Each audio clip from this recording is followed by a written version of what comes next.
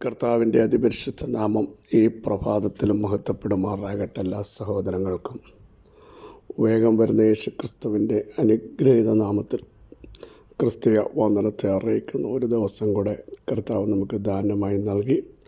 ദൈവത്തിൻ്റെ ദയയും വിശ്വസ്തതയും കരുണയും ഓർത്ത് നന്ദിയോടെ സ്തോത്രം ചെയ്യാം. ഈ ദൈവം എന്ന് വന്നേക്കും നമ്മുടെ ദൈവമാണ്.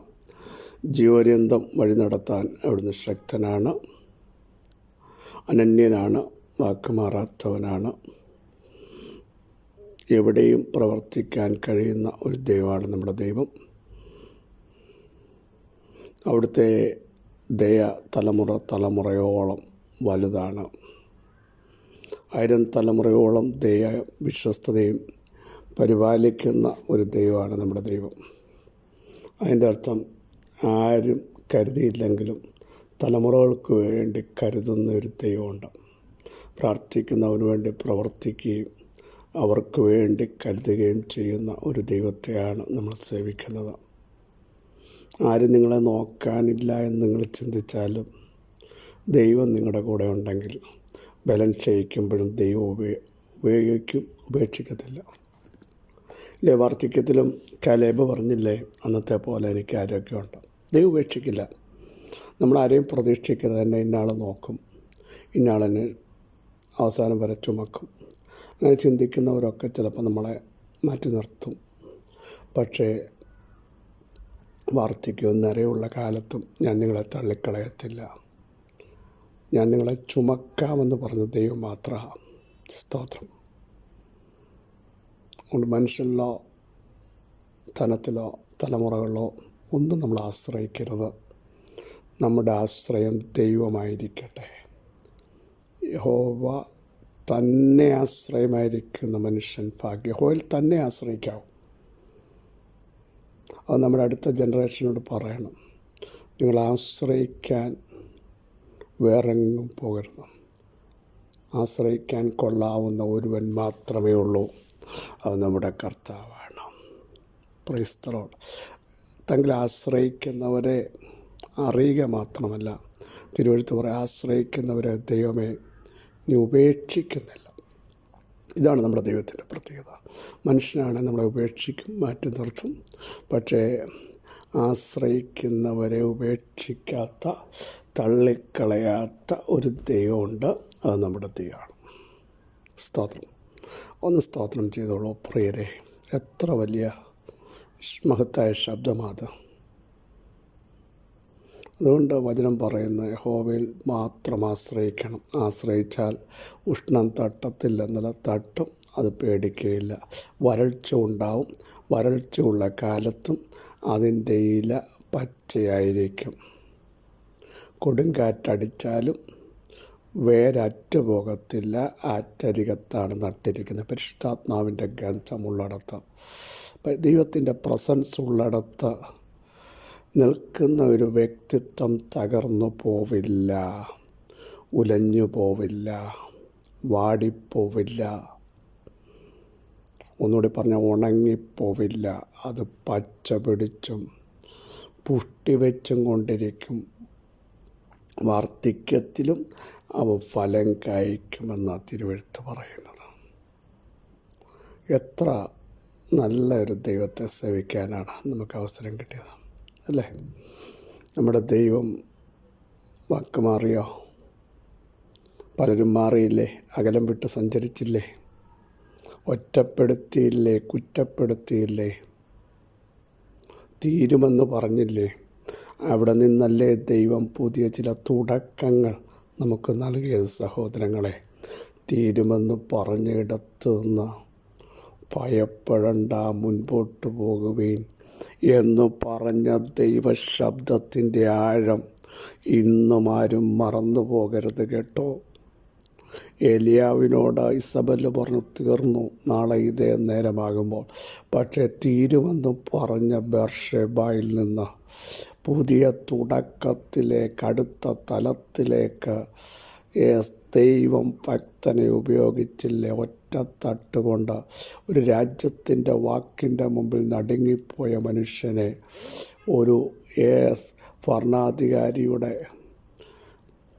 വായിൽ നിന്ന് വീണ വാക്കാണ് നാളെ നിന്നെ തകർക്കും. അല്ലേ? ഇസബൽ ആ രാജ്യത്തെ രാജ്ഞിയാണ്, അവർക്ക് അധികാരമുണ്ട്. പക്ഷേ ദൂതൻ്റെ ഒരു തട്ടുകൊണ്ട് എഴുന്നേറ്റ് ആത്മശക്തിയോടെ അടുത്ത തലത്തിലേക്ക് ദൈവത്തിനു വേണ്ടി ഓടുവാൻ, ദൈവത്താൽ ഉപയോഗിക്കപ്പെടാൻ ഏലിയാവെന്ന് പറഞ്ഞ മനുഷ്യനെ ദൈവം ഉപയോഗിച്ചെങ്കിൽ ചിലതിൻ്റെ മുമ്പിൽ നിരാശപ്പെട്ട് ഭാരപ്പെട്ടിരിക്കുന്ന ചിലരെ പരിശുദ്ധാത്മാവ് ടച്ച് ചെയ്യാൻ പോകുക. ടച്ച് ചെയ്താൽ നിങ്ങൾ എഴുന്നേൽക്കും.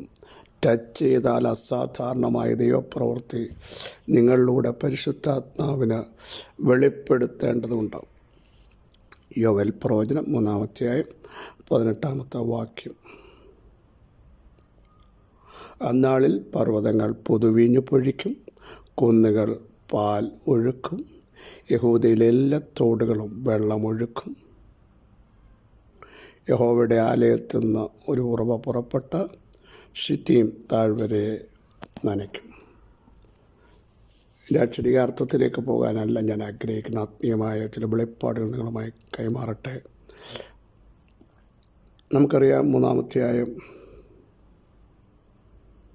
തുടക്കമൊന്ന് ശ്രദ്ധിച്ചു നോക്കൂ. യഹൂദയുടെയും യെരൂശലേമിൻ്റെയും സ്ഥിതി മാറ്റുവാനുള്ള നാളുകളിലും കാലത്തിലും ഞാൻ സകല ജാതികളെയും കൂട്ടി യഹോശാഫാത്ത് താഴ്വരയെ ചെല്ലുമാറാക്കുകയും എൻ്റെ ജനം നിമിത്തവും അവരുടെ അവകാശമായ ഇസ്രായേൽ നിമിത്തവും അവരോട് വ്യവഹരിക്കുകയും ചെയ്യും. തൻ്റെ ജനമായ ഇസ്രായേൽ ചിതറിപ്പെട്ടു പോയ സകല ദേശങ്ങളിൽ നിന്നും ഞാൻ അവരെ തിരിച്ചു വരുത്തും. ദൈവത്തിൻ്റെ അരുളപ്പാടാണ് ഇതിനകത്ത്. ഇനി നിങ്ങൾ ശ്രദ്ധിക്കണം, ആ നാളുകളിൽ, ദൈവം ഇടപെടുന്ന നാളുകളിൽ, ദൈവത്തിൻ്റെ മഹത്വത്തിനു വേണ്ടി ദൈവം തന്നെത്താൻ വെളിപ്പെടുന്ന നാളുകളിൽ, ദൈവം ആരാന്ന് ജാതികൾക്ക് വെളിപ്പെടുത്തുന്ന ദിവസങ്ങളിൽ സംഭവിക്കുന്ന ചില കാര്യങ്ങളാണ് നാം ഇനിയും ചിന്തിക്കുന്നത്. അതിൻ്റെ 16-ാം വാക്യം കൂടെ ശ്രദ്ധിക്കൂ. യഹോവ സിയോനിൽ നിന്ന് ഗർജിച്ച് യെരൂശലേമിൽ നിന്ന് തൻ്റെ നാദം കേൾപ്പിക്കും. ആകാശവും ഭൂമിയും കുലുങ്ങിപ്പോകും. എന്നാൽ യഹോവ തൻ്റെ ജനത്തിന് ശരണവും ഇസ്രായേൽ മക്കൾക്ക് ദുർഗവുമായിരിക്കും. ഇനിയും നമ്മുടെ കുറിവാക്യം ശ്രദ്ധിക്കും. ദൈവം തൻ്റെ നാദം കേൾപ്പിക്കുന്ന ആ നാളിൽ, ദൈവം എഴുന്നേറ്റ് വരുന്ന ആ നാളിൽ, ദൈവം വ്യവഹാരം നടത്തുന്ന ആ നാളിൽ, എൻ്റെ നെടുവീർപ്പിനും നിലവിളിക്കും ചെവി പൊത്തിക്കളയരുത് എന്ന പ്രാർത്ഥനയ്ക്ക് വേണ്ടി ദൈവം തൻ്റെ ജനത്തിനു വേണ്ടി എഴുന്നേറ്റ് വ്യവഹാരം നടത്തുമെന്ന് വിലാപങ്ങൾ 3-ാം അധ്യായം 56-57 വായിക്കുമ്പോൾ നമുക്ക് മനസ്സിലാവും. ഇവിടെയും ദൈവം എഴുന്നേൽക്കുന്ന, ദൈവത്തിൻ്റെ ശബ്ദം പുറപ്പെടുവിക്കുന്ന ആ നാളിൽ തൻ്റെ ജനം യഹോവയ്ക്ക് വിശുദ്ധമായിരിക്കും. ഒരശുദ്ധനും അവരെ തൊടാൻ പറ്റില്ല. മനസ്സിലായോ? ഏതൊക്കെ ആഭിചാരമോ മന്ത്രവാദമോ കൂട്ടുകെട്ടുകളോ പദ്ധതികളോ തയ്യാറെടുപ്പുകളോ തൻ്റെ ജനത്തിനെതിരെ വന്നാൽ, പ്രിയരെ, നിങ്ങൾ ഭാരപ്പെടേണ്ട. ഒരശുദ്ധനും നമ്മളെ ജയിക്കാൻ പറ്റില്ല. അടുത്ത ഭാഗം നോക്കൂ. അന്നാളുകളിൽ ദൈവം തൻ്റെ ശബ്ദം കേൾപ്പിക്കുന്ന നാളിൽ, ദൈവത്തിൻ്റെ നാദം പുറപ്പെടുപ്പിക്കുന്ന നാളിൽ, ദൈവം തൻ്റെ ശബ്ദം കേൾപ്പിച്ചവയെ ഒരുക്കുന്നുവെന്ന് 46-ാം സങ്കീർത്തനത്തിൽ വായിക്കുന്നു. അപ്പോൾ ദൈവത്തിൻ്റെ ശബ്ദം കേൾപ്പിക്കുന്ന ആ നാളിൽ ഇനി നോക്കൂ, പർവ്വതങ്ങൾ പുതുവീഞ്ഞ് പൊഴിക്കും. ഏറ്റവും ഉയരമുള്ളതാണ് പർവ്വതമെന്ന് പറയുന്നത്. അവിടെ നിന്ന് അസാധാരണമായ പ്രവർത്തികളുണ്ടാകും, പുതിയ അനുഭവങ്ങളുണ്ടാകും. പർവ്വതങ്ങൾ നമ്മുടെ മുമ്പിൽ അനുഭവം തരാൻ പോകുക. ക്ലേശിപ്പിക്കുന്ന പർവ്വതങ്ങൾ, സെരുബാബേലിൻ്റെ മുമ്പിലുള്ള മഹാപർവ്വതമേ, നിനക്കിനി അവിടെ നിൽക്കാൻ പറ്റില്ല. കൃപയെന്നാർപ്പോടെ ദൈവത്തിൻ്റെ ശബ്ദം ഞങ്ങൾ മുഴക്കുമ്പോൾ നീ സമഭൂമിയായിത്തീരും. ഞങ്ങൾ ചെയ്യേണ്ടത് ഞങ്ങൾ ചെയ്യും. Praise to Jesus. ഇവിടെയും പർവ്വതങ്ങൾ പുതുവീഞ്ഞ് അനുഭവങ്ങൾ തരാൻ പോകുക. അടുത്തത് നോക്കൂ. കുന്നുകൾ പാലൊഴുക്കും. Praise the Lord. കുന്നുകളിൽ മേച്ചിൽ നടക്കും. കുന്നുകൾ ആർക്കും പാടും. 65-ാം സങ്കീർത്തനം. Praise the Lord. വിലങ്ങുതടിയെന്ന് വിശ്വസിക്കുന്ന ചില വിഷയങ്ങളുടെ മേൽ, നടക്കത്തില്ലെന്ന് ചിന്തിക്കും ചില കുന്നുകളുടെ മേൽ ദൈവത്തിൻ്റെ മഹത്വം ഇറങ്ങിയാൽ ചിലതാർത്ത് സന്തോഷിച്ച് ദൈവത്തിന് മഹത്വം കൊടുക്കത്തക്ക രീതിയിൽ ദൈവാത്മാവിൻ്റെ ഇടപെടിയിൽ ഇന്ന് പ്രഭാതത്തിൽ സംഭവിക്കും. വിശ്വസിക്കുന്നവർ ആമേൻ പറയും. അടുത്ത യഹൂദയിലെ എല്ലാ തോടുകളിലും വെള്ളം ഒഴുകും. പരിശുദ്ധാത്മാവാകുന്ന നദി ഒഴുകാൻ പോകുക. ഒഴുകിയാൽ ഡ്രൈനസ് മാറും, വരൾച്ചകൾ മാറും, തകർച്ചകൾ മാറും, ബലം വ്യാപരിക്കും, ബലഹീനത മാറും, ശക്തി പുതുക്കിയ ഒരു ജനം എഴുന്നേൽക്കും. പരിശുദ്ധാത്മാവ് നിറഞ്ഞ ജനം ധൈര്യത്തോടെ ആത്മാവിൽ ആരാധിക്കും. നിരാശകൾ മാറും, എല്ലാ തോടുകളും കവിഞ്ഞൊഴുകും, ദൈവ മഹത്വം ഇറങ്ങും. ദൈവത്തിൻ്റെ ആലയത്തിൽ നിന്നൊരു നദി പുറപ്പെടാൻ പോകുക.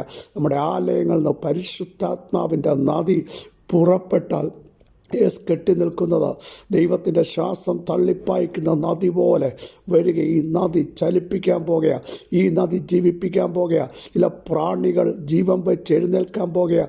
ചാവാറായ ചില ശേഷിപ്പുകൾ ശക്തീകരിക്കാൻ പോകുക. വിളിച്ചു പറ, ദൈവമേ അങ്ങയുടെ ശബ്ദമൊന്ന് കേൾപ്പിച്ച് ഞങ്ങളുടെ അവകാശങ്ങൾ, ഞങ്ങളുടെ മേലുള്ള ആത്മനിയോഗം, ഞങ്ങളുടെ മേലുള്ള ദൈവമഹത്വം ഒന്നിറക്കണമെന്ന് പ്രാർത്ഥിക്കാൻ തയ്യാറാകൂ. ദൈവം നിങ്ങളെ ടച്ച് ചെയ്യാൻ പോകുക. ആ നദി ഒഴുകട്ടെ, നമ്മുടെ കൂടാരങ്ങൾ ഒഴുകട്ടെ.